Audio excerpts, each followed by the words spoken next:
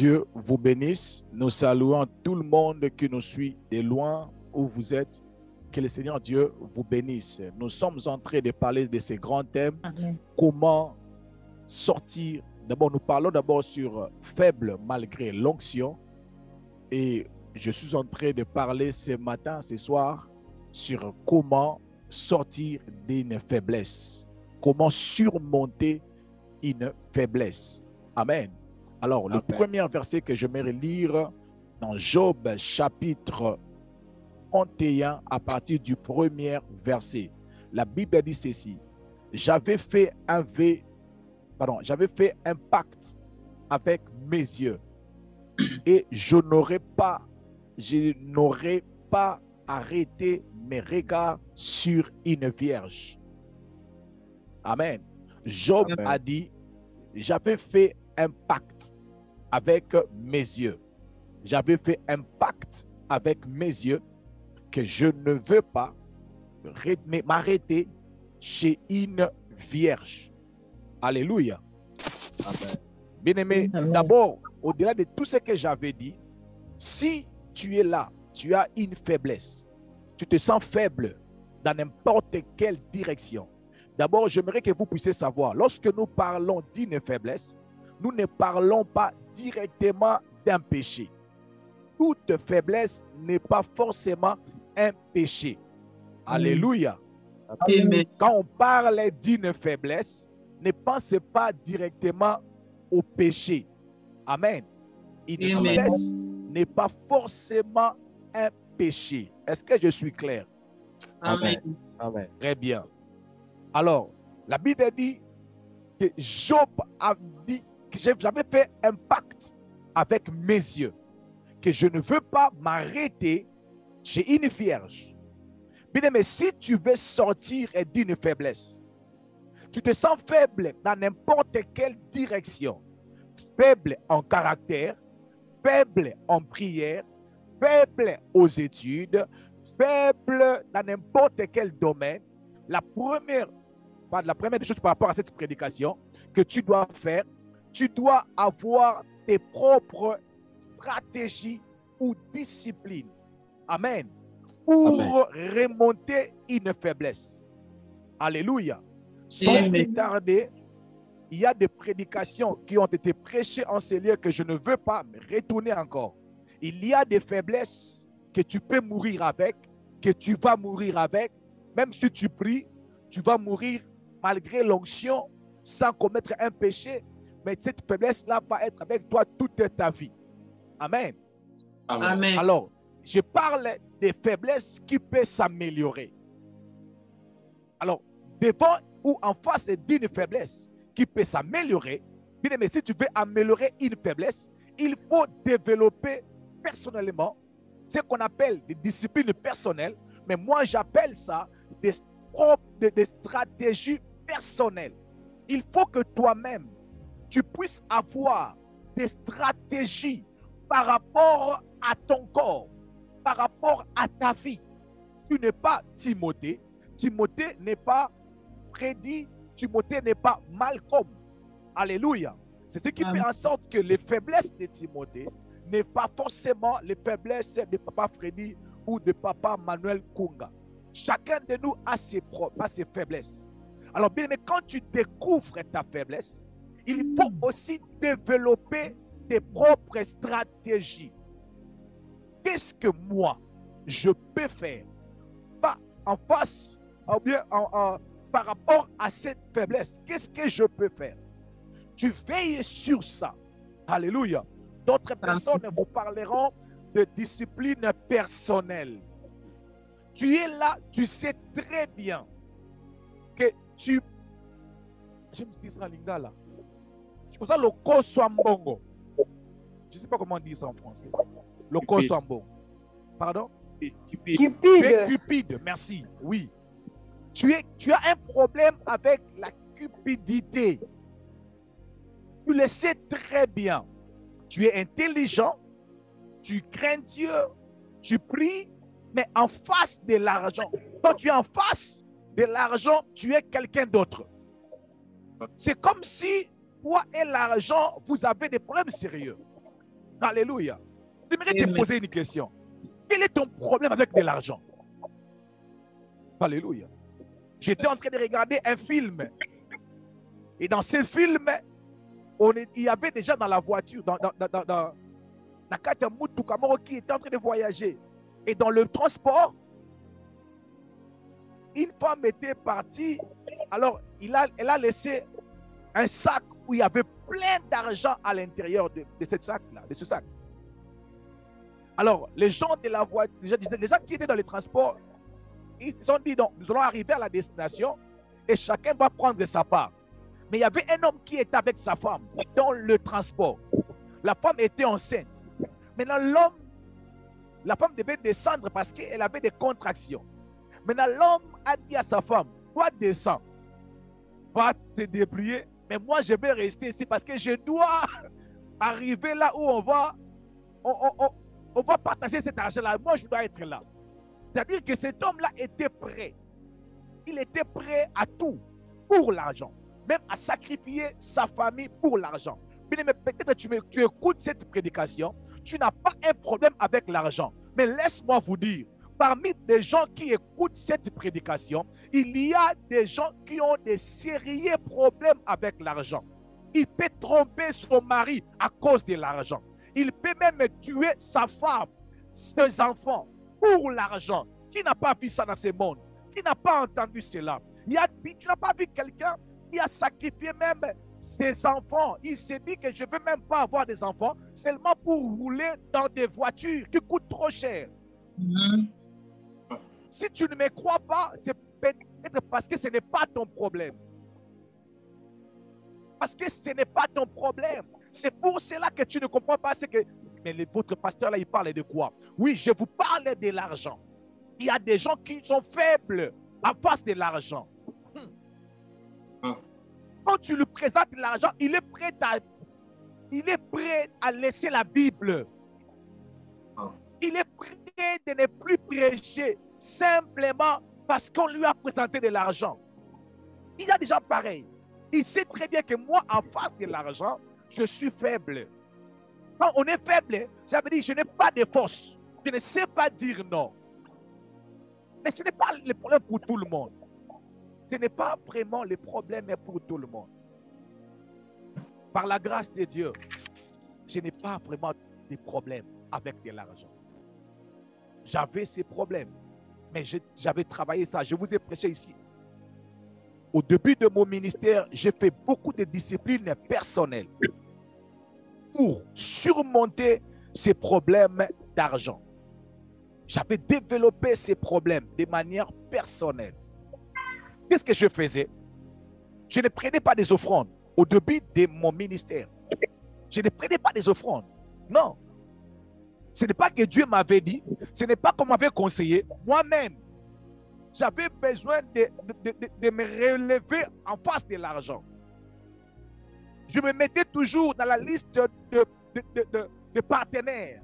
Quand on demande l'argent, j'aimerais beaucoup donner pour que ma tête puisse se mettre en position de quelqu'un qui aime donner, qu'une personne qui aime recevoir. Alléluia.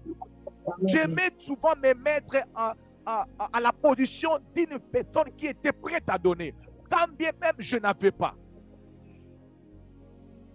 Et on m'a dit, la femme de mon pasteur, Maman Moski, me disait toujours, Timothée, tu dois arrêter de promettre aux gens. Toi-même, si tu n'as pas l'argent, tu promets toujours. J'ai dit oui, je promets comme ça parce que j'ai toujours besoin de me mettre en position d'une personne qui est prête à donner. C'était une discipline personnelle que j'avais développée au début de ma foi. Pourquoi j'avais développé ça? Parce que j'avais besoin d'être fort. Alléluia. J'avais besoin d'être fort en matière d'argent. Alors, tu dois être là quand tu écoutes cette prédication, que tu puisses savoir quel est mon problème. L'apôtre Paul, en parlant des femmes de mariage, il a dit ceci. Si tu veux, tu peux rester comme moi célibataire, sans femme. Parce que lui, il était célibataire, il n'avait pas de femme. Mais il a dit ceci. Si toi, tu penses que tu ne sauras pas être célibataire, Au lieu que tu deviens moins sérieux, va te marier. Il a même utilisé les termes, au lieu de te brûler, au lieu aussi qu'à moto, tu te bala. C'est comme le Kwana. Luka moi si bala. Yes. Amen. Amen. Parce que ça peut être ton problème. Alors, toi, tu sais très bien que tu as un problème dans cette direction et tu te dis, moi, je ne vais pas me marier maintenant. Que Dieu vous bénisse. Que Dieu vous bénisse. Est-ce que quelqu'un m'entend ce que je suis en train de dire? Amen. Amen. Amen. Amen. Alléluia. Amen. Je vous ai encore parlé une fois ici de Maman Fortune qui a dit, souvent, elle avait l'habitude d'étudier en mettant l'eau dans un seau et mettre le pied dedans et commencer à lire la nuit. Pourquoi elle faisait ça? C'était les Saint-Esprit qui l'avait révélé? Non. Qu'elle avait conseillé? Je ne sais pas. Mais elle a fait cette discipline pour qu'elle puisse ouvrir son intelligence. Mais il y a des gens qui ne font rien en face de leur faiblesse. Mais il y a des faiblesses que tu peux améliorer. Si simplement tu développes sans le Saint-Esprit. Mais je ne parle pas que le Saint-Esprit t'aide. Je parle de ton intelligence que Dieu t'a donnée. Tu te regardes en face de ce qui est une faiblesse et tu te comportes différemment. Alléluia. Amen. Il y a des gens qui ont un sérieux problème de calomnie. Facilement, quand il prend le téléphone, il appelle quelqu'un. Il y a des gens pareils. Quand il prend son téléphone pour appeler quelqu'un, c'est seulement pour parler des problèmes de quelqu'un, des problèmes des gens. C'est comme si... Donc, je ne sais pas comment je peux utiliser, quel terme je peux utiliser. Donc, il ne peut pas engager une conversation sans pour autant parler des problèmes des gens. Donc, il parle des problèmes des gens pour détruire, pour exposer les faiblesses des gens. Même pas, tu ne vas pas l'entendre parler des bonnes choses des gens. Seulement là où les gens ont gaffé. Mais ça peut être ton problème. Quand tu vois l'erreur d'une personne, tu sens comme si ton cœur vient exploser. Tu cherches le téléphone. Tu appelles maman parfaite. Il ne prend pas le téléphone. Tu prends des mégas. Tu appelles même aux États-Unis. Tu appelles, il ne prend pas le téléphone. Tu sens ton cœur comme si tu veux craquer.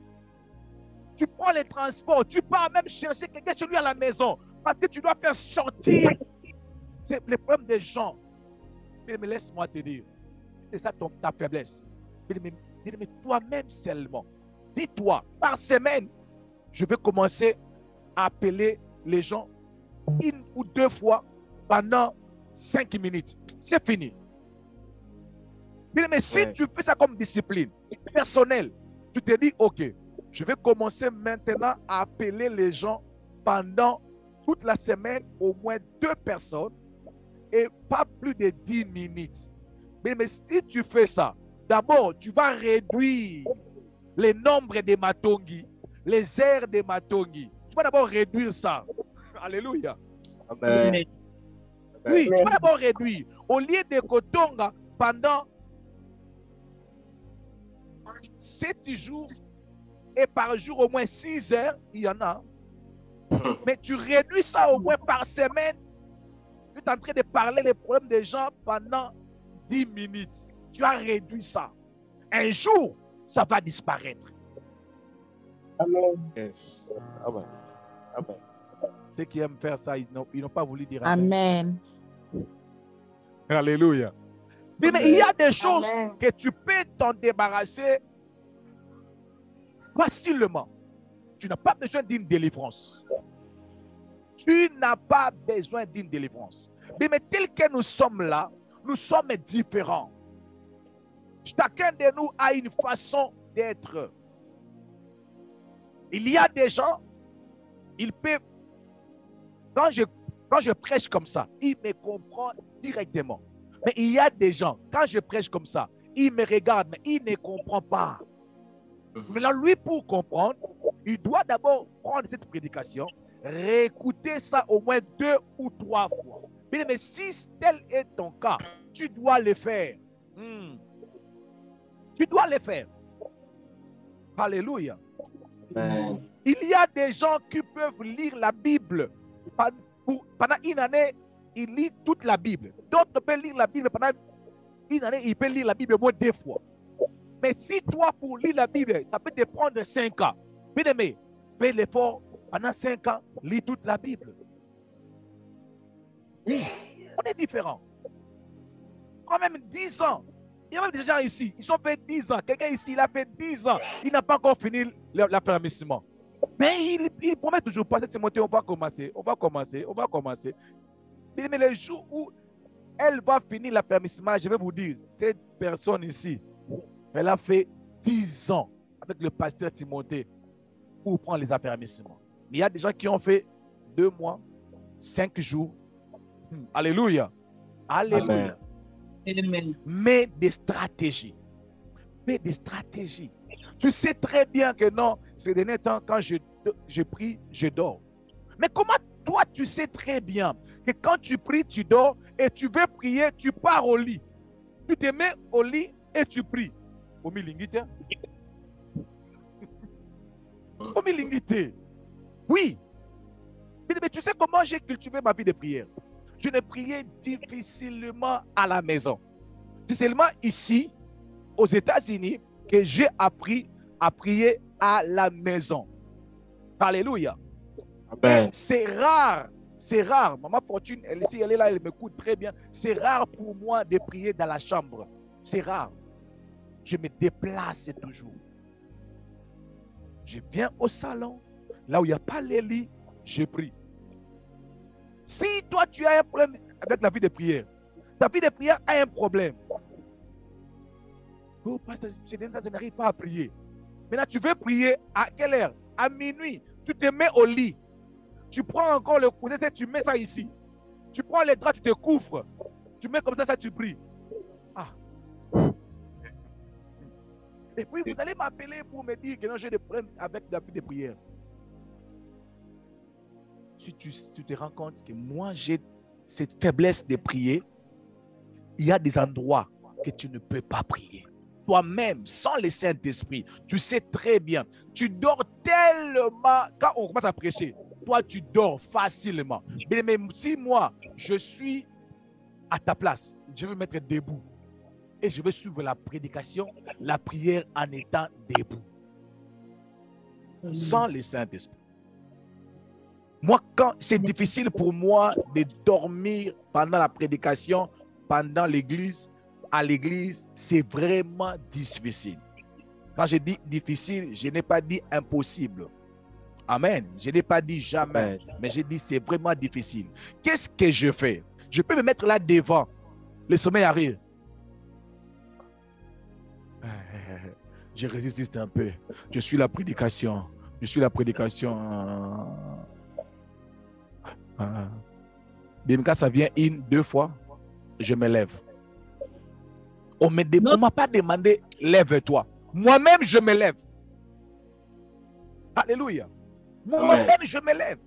Je me lève seulement et je commence à marcher. Je pars même aux dernières chaises, dans le dernier rangé, je me lève. Tellement parce que je sais que si je me mets là, je vais dormir. Alléluia. Amen. Amen. Lorsque les mamans préparent à la maison, qu'est-ce qu'ils font? Ils restent là. Regardez la marmite. Regardez la marmite comme ça. Ils ne se déplacent pas parce qu'ils savent, si je me déplace, alors pour que je dois être là et regarder la marmite très bien. Maintenant, pourquoi ces stratégies-là, nous ne les faisons pas? Pourquoi on ne le fait pas? Pour étudier. Pourquoi tu ne le fais pas? Alléluia. Amen. Alléluia. Amen. Bien-aimé, au pays d'où je viens, je vis des gens, des enfants qui ont été orientés dans des écoles qui les facilitaient la tâche d'étudier. Parce qu'ils savent que toi, comme tu es là, tu ne peux pas aller faire la médecine, tu ne sauras pas. Mais il faut pour toi faire une formation de couper-couture ou bien de la mécanique que tu peux facilement te retrouver. J'ai aimé le verset que maman aimé a donné hier. Tout travail procure l'abondance. Amen. Amen. Ah oui. tout travail procure l'abondance. Mais tu manques vraiment de stratégie. Il y a des gens qui sont là chaque jour qu'on se connecte sur Zoom et ils dorment. Je vous assure. Je reçois des appels. Pasteur, je n'ai pas compris. On m'a dit qu'on pouvait dire sur moi. Mais ton nom était là. J'ai dormi. Il y en a. Maintenant, pour ne pas dormir, des fois, tu n'as pas besoin de chasser un démon. Tu as simplement besoin de rester comme ça, devant la caméra. Tu regardes la caméra. Si tu dors, le pasteur Timothée ou papa Freddy va éteindre ta caméra. Après la prière, il va t'appeler pour te dire, maman, tu dormais. Mais comme quand tu éteins ta caméra, ton micro, tu ne dis pas amen, on ne sait pas si tu es là ou tu n'es pas là. On ne sait pas si tu es là ou tu n'es pas là. On ne sait même pas te conseiller de ne pas dormir parce qu'on ne connaît pas ta position. Que Dieu bénisse ceux-là qui éteignent leur caméra, qui éteignent leur micro, mais qui restent éveillés. Que Dieu vous bénisse. Amen. Mais ceux-là qui dorment, quand tu comprends que c'est ça ton problème, mets-toi ici discipline. Bon, c'est l'heure de la prière. En tout cas, c'est l'heure où je serai debout. Je serai debout et je vais commencer à marcher. Bien aimé, ça fait 2 semaines que j'avais repris le boulot. Et écoutez comment je fais. Je commence le boulot à 6 heures. Alors, pour arriver au travail à 6 heures, pour arriver au travail à 6 heures, je dois quitter à la maison au plus tard 5 heures ou 4h45. Donc, pour me réveiller à 4h45, je dois au moins me réveiller pour quitter à 4h45, je dois au moins me réveiller à 4h juste. Amen. Donc, Amen. pour ces 2 semaines, je me réveillais à 4h juste. Le plus tôt que je suis parti dormir, pendant ces 2 semaines, c'était à 1h40, 1h45. Donc souvent, je partais au lit à 2h. Mais imaginez-vous que tu dors à 2h pour te réveiller à 4h. Bien aimé, chaque 1h du temps, mon téléphone, l'alarme va sonner. Le téléphone de Maman Fortune, l'alarme va sonner. Sur ma tablette, l'alarme va sonner. Maman Fortune a même 3-4 alarmes pour se réveiller le matin. Des fois, ça... pourquoi? Quelle alarme? Non, je fais des chaînes d'alarmes chaque 20 minutes, 30 minutes. Sinon, les enfants ne vont pas partir à l'école. Est-ce qu'on avait besoin d'un Saint-Esprit pour nous inspirer ça? Non. Je n'avais pas besoin du Saint-Esprit, je n'avais pas besoin d'un conseiller. Moi-même, je sais que non. Quand tu pars au lit à 2h, il s'est réveillé à 4h. Non. Alors, qu'est-ce que je devais faire? Est-ce que je devais prier, Seigneur, envoie le Saint-Esprit à 4h du matin, me réveiller, me toucher? Non, j'ai pris mon téléphone, j'ai mis l'alarme, première alarme, 3h59. Deuxième alarme, 4h juste. Troisième alarme, 4h10. Cinquième, sixième, jusqu'à 4h30. Mais des fois, parce que, je ne sais pas si ça t'est déjà arrivé, l'alarme sonne, tu regardes le téléphone. Je vais arriver après. Ça n'est jamais arrivé? Ça arrive. Plusieurs fois. Oui, papa. Plusieurs fois. Alors, est-ce que tu demandes au Saint-Esprit de venir t'aider? Toi-même, si tu ne sais pas cette stratégie, prends ça. Mets même 3 alarmes. Même 3 alarmes. À 4h, 4h05, 4h08, 4h09, 4h10, 4h12. C'est difficile pour que tu rates le travail. Alléluia. Surtout Amen. mes gens de Kinshasa, de Londres, vous qui se connectez chaque 5 heures, que Dieu vous bénisse. Je vous donne cette stratégie. Alléluia. Amen. Je vous donne cette stratégie, que Dieu vous bénisse vraiment. Bref, Amen. pour ne pas répéter la même chose, vous devez savoir qui vous êtes. Comment est votre corps? Comment est-ce que votre corps fonctionne? Quelle est votre faiblesse? Votre difficulté, c'est quoi? Tu réponds mal aux gens. Quand tu sais que tu as cette difficulté-là de bien répondre aux gens, restez calme. Réfléchis 7 fois avant de répondre. Alléluia. Et des stratégies personnelles, mais dans l'esprit seulement de remonter tes faiblesses. C'est simple. Alléluia. Amen. Est-ce que je parle à quelqu'un? Amen. Amen. Amen. Je voulais te donner 2 stratégies, mais je sens que je dois vraiment bien expliquer ces choses. Je dois vraiment très bien expliquer ces choses parce que nous sommes dans la pratique. Tu dois être pratique. Ce n'est pas à tout moment qu'il faut appeler qu'on puisse prier pour toi. Non. Toi, tu as des faiblesses. Le pasteur Timothée a des faiblesses. Ton pasteur aussi a des faiblesses. Ton mari aussi a des faiblesses. Alléluia. Cher mari, cher frère en Christ, tu sais très bien que ta faiblesse, tu peux facilement frapper ta femme. Alors, lorsque la colère monte, ferme la porte, sors. Va prendre l'air à l'extérieur. Alléluia. Amen. Pardon? Amen. Tu sais très bien que ta faiblesse, tu peux facilement frapper l'enfant d'autrui. Alors, moi, je te donne un conseil. Quand tu sens, un homme a dit, quand tu sens la colère de frapper ta femme venir, fais comme les blancs. Tu prends ta main, tu tapes sur la table. Ah! Ah oui. Parce que quand tu frappes ta femme, c'est une façon pour toi d'exprimer ta colère. Alors, au lieu de l'exprimer dans le corps de ta chair, de ton os, de ta chair, ton os ou de ton os, la chair de ma chair, hein? L'os de ton os. Alléluia. L'os de ton os.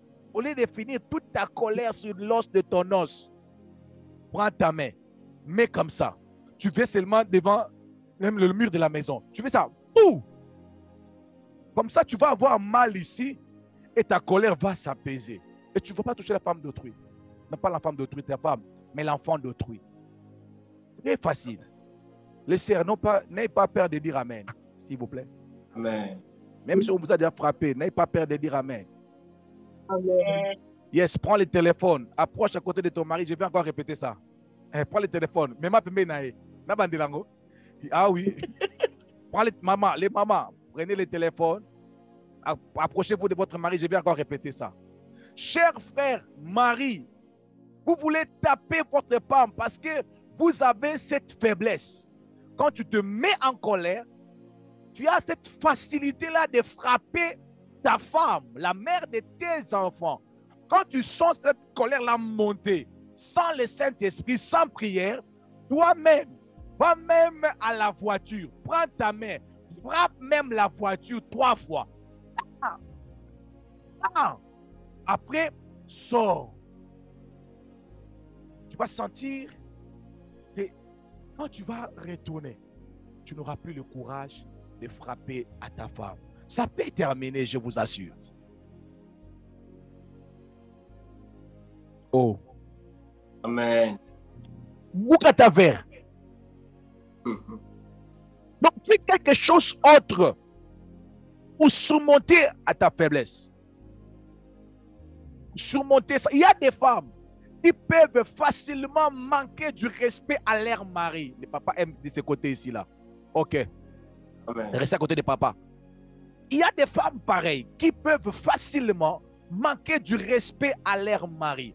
Pourquoi? Parce qu'ils sont grandis comme ça avec toute impolitesse. Alors c'est une faiblesse qu'ils ont. Quand tu sais, ma soeur, tu as cette faiblesse, tu peux facilement manquer du respect à celui qui t'a pris à la maison. Tu peux facilement lui manquer du respect. Quand tu vois que ton mari, sa colère commence à monter, reste calme. Ferme la bouche. Reste calme. Maman, reste calme. Amen. Amen. Tu peux même appeler le pasteur Timothée Tu plaires même mon téléphone.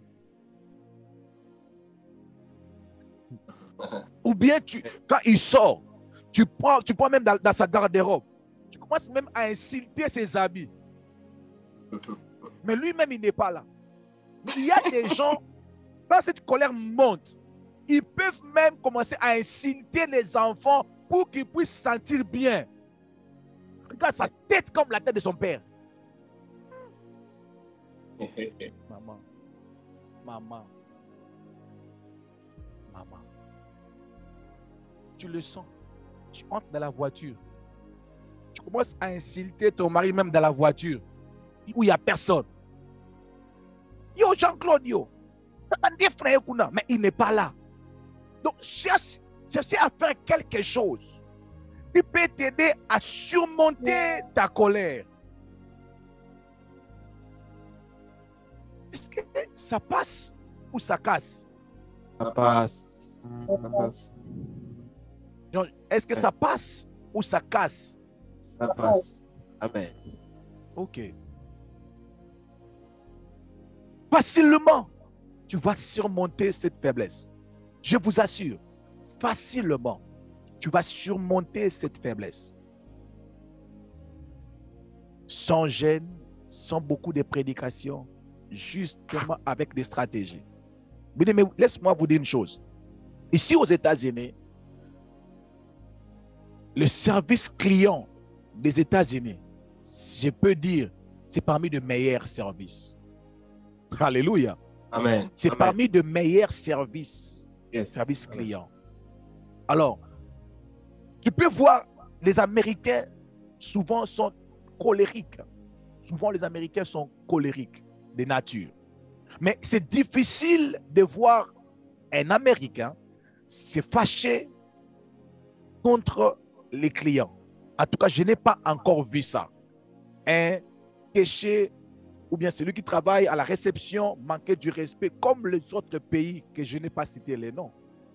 Alléluia. Amen. Mais dans ces pays, tu vas voir quelqu'un se mettre en colère. Bien aimé, j'ai travaillé. Tu vas voir des serveurs. Travailler au restaurant, tu vas voir les serveurs aller servir la nourriture à un client qui le complique la vie. Donc, il a seulement l'impression de le frapper. Mais comme c'est parmi les règles de la compagnie, tu ne peux pas frapper le client ni lui manquer de respect. Il va se mettre là. Oh, it's okay. No problem. I'm going to call my manager. He's going to talk to you. Mais dans son cœur, il a seulement l'envie de sauter sur lui. Comme cette sœur-là. Donc, il a seulement l'envie de sauter. Je n'arrive pas, parce que je n'arrive pas. Tu n'arrives pas quoi? Et puis, quand il vient à la cuisine, il vous dit, tu vois le garçon qui est là, il m'énerve. J'ai seulement envie de le frapper, mais je ne peux pas le faire. On est au travail. Il dit au manager, va lui parler s'il vous plaît. Nous faisons ces stratégies-là au travail, sans le Saint-Esprit. Mais dans nos maisons, pour bâtir nos maisons, on n'arrive pas. Come on. Yes. Amen. Come on. Au travail, tellement que c'est les règles de la compagnie, même si tu es en colère, tu peux sourire. Même si tu es en colère, devant un client où on va te payer que $100 ou $1000 par mois. Mais devant ton mari, que tu vas vivre avec lui toute ta vie, tu n'arrives pas à appliquer cette stratégie. Pourquoi? Comment? Un jour, je vis, quelqu'un est venu dans le store, dans la compagnie. Tu vois des verres cassés. Il prend des verres qui sont cassés. Il met ça dans un sachet. Il vient pour remettre ça. Et il dit que non, je vais vous remettre ça. Mais la fille qui était là, même moi, je n'ai pas vu que cet homme, il était normal. C'est comme si je prends le vitre de ma voiture, je casse ça. Je mets ça dans un sachet. Je viens déposer ça pour qu'on puisse me remettre mon argent des vitres qu'il avait achetées pour mettre dans sa maison. Alors la personne qui travaillait lui pose la question. Papa, je n'en disconviens pas. Je suis d'accord de te rembourser ton argent. Mais je vais quand même scanner. Excusez-moi avec les termes. Je vais quand même scanner ça. Donc, pour que je puisse identifier que c'est pour nous. Ou bien donne-moi le récit. Il a dit, je n'ai pas de récit. Je ne sais pas là où tu vas scanner. Mais tout ce que moi je te demande, donne-moi mon argent. Oh! J'étais là, j'ai regardé. Oh, moi je pensais qu'il venait de chez nous. Il est d'ici. Il a dit, je m'en fous de tout ce que tu peux faire. Mais la personne qui travaillait à la caisse s'est énervée. La fille là, elle voulait, tu sens que la fille veut répondre mal. Mais elle ne pouvait pas. Tu vas perdre le travail. La fille a dit, OK, sir. I'm call my manager. No problem. Je vais appeler le manager. Le manager arrive. Le manager regarde. Il dit, papa, oui, nous pouvons te rembourser. Mais même le récit, il a dit, je n'ai même pas le récit. Tout ce que je veux. Si je n'ai pas le récit, vous avez des caméras. Va vérifier vos caméras. 2 mois passés, vous allez me voir mon visage ici, acheté. Ah! Le manager a regardé comme ça. Le manager regarde. Le manager a traîné. Pendant que le manager a traîné, il prend le téléphone, il veut appeler la compagnie pour que... Le manager a dit, OK, sir. OK. Mets ça là-bas. Le manager lui a donné seulement. Pas parce qu'il était content. Parce qu'il devait avoir la paix dans la compagnie. Il devait garder son travail. Mais toi, pour garder ton mari, pour garder l'éducation de tes enfants, tu n'es pas capable de le faire. Pour garder le Saint-Esprit de Dieu en toi en paix, tu n'es pas capable de développer des stratégies. Simplement sur ça. Mais quand j'ai commencé à travailler aux États-Unis, parmi les règles du travail, on vous dit, tu ne peux pas fixer une fille, si tu es un homme, les regards comme ça pendant 3 minutes. Si la fille va t'accuser, tu peux perdre le travail. C'est parmi les papiers que nous signons. Donc, c'est-à-dire que même si tu vois une sœur qui marche comme si quelqu'un est en train de marcher, tu regardes, tu as l'envie de regarder encore. Même si tu as un problème avec le péché, mais laisse-moi te dire, ici aux États-Unis, au travail, tu ne vas pas regarder. Ah, oh, moi j'ai un démon d'impudicité. Tu ne vas pas regarder parce que tu sais très bien que tu vas perdre le travail. Tu sais bien que tu regardes. Oh, moi, tu vas même feinter de prendre ton téléphone, tu vas faire le selfie pour le regarder parce que tu sens que tu dois regarder. Mais il y a des règles de la compagnie simplement qui t'empêchent. Mais malgré que tu as le Saint-Esprit, la parole de Dieu est là. Comment tu n'arrives pas à développer des stratégies? Amen. Amen. Des stratégies. Mais si tu comprends ce que je suis en train de dire, tu vas regretter combien de fois tu as manqué du respect aux grandes personnes. Tu vas regretter. Il y a des gens qui sont, après avoir manqué du respect à son mari, à sa femme, à la belle-mère, à sa maman, à son père, ils regrettent. Ils se disent, je devais sortir quand ça a commencé. Je ne devais pas être là. Il y a des gens qui regrettent. Hein? Mais laisse-moi te dire, il y a des stratégies que tu peux développer. Amen. Job avait fait un vœu. Il a fait un vœu avec ses yeux. Tu peux y arriver. Laisse que mon Dieu vous bénisse. Peut-être, je l'ai répété une chose plusieurs fois, mais j'aurai encore plus de choses à dire. J'aurai encore plusieurs choses à dire si vous me donnez le temps dans la même direction. Ça ne sert à rien de vous donner plusieurs points et que vous puissiez oublier. Ça ne sert à rien. Mais si tu peux simplement comprendre ça, c'est fini. C'est fini. C'est fini. Mais vous savez, des fois, parce que j'aime préparer, des fois, je prépare la nourriture avec YouTube. Je sais que non, je ne sais pas préparer ça. Alors, je vais maintenant préparer. Les hommes m'ont dit, hey, pasteur Timothée, toi, si tu prêches, oui, toi, tu te prépares. Oui, je prépare. Chez moi, à la maison, je prépare. Après la prière ici, je vais préparer aussi. Des fois, je prépare avec YouTube. Donc, je ne sais pas préparer ngombe. Je pars sur YouTube. Comment préparer les ngombe? On me dit, mets de l'eau. Je mets la pause. Je prends de l'eau, je mets. Mets des épices. Je mets la pause, je mets des épices. Mais ma soeur, tu ne sais pas préparer. Oui, ce n'est pas un problème. C'est une faiblesse. Oui, ce n'est pas un problème. Mais qu'est-ce que tu fais pour améliorer ça? Il y a des gens qui, pour améliorer ça, qu'est-ce qu'ils font? Ils évitent de préparer pour améliorer. Je vous assure, maman parfaite, elle ne sait pas préparer. Maintenant, qu'est-ce qu'elle fait comme stratégie? Elle évite de préparer comme solution. Maman Grâce, est-ce que tu peux me donner une conséquence d'une personne qui ne sait pas préparer, mais qui évite de préparer? Qu'est-ce qui peut arriver? Ben, elle ne saura jamais. Pardon? Elle ne saura jamais préparer. Elle ne saura jamais préparer. Même si le pasteur Timothée prie pour lui, elle ne saura jamais préparer. Il faut savoir quelles sont les stratégies que je peux faire en face de cette situation pour que je devienne meilleur, pour que j'améliore. Oui, pour que j'améliore. Qu'est-ce que je peux faire?